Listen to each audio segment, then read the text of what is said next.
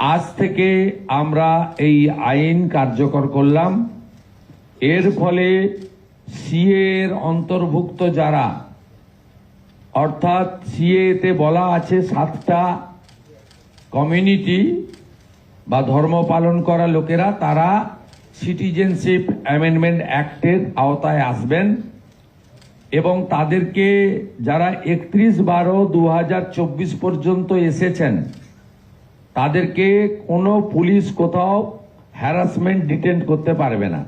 CA এর আওতায় যারা নেই তারা হলেন কমপ্লিটলি অবৈধ অনুপ্রবেশকারী ইনফিল্ট্রেটার্স। তাদেরকে সরাসরি রাজ্য পুলিশ গ্রেপ্তার করবে এবং ডিটেন করবে এবং হ্যান্ডওভার করবে বিএসএফ এর হাতে, এবং বিএসএফ তারা বিডিআর এর সঙ্গে কথা বলে তাদেরকে ডিপোর্ট করার ব্যবস্থা করবে, অর্থাৎ ডিটেক্ট, ডিলিট, এবারে ডিপোর্ট। এই আইন আজ থেকে কার্যকর হলো।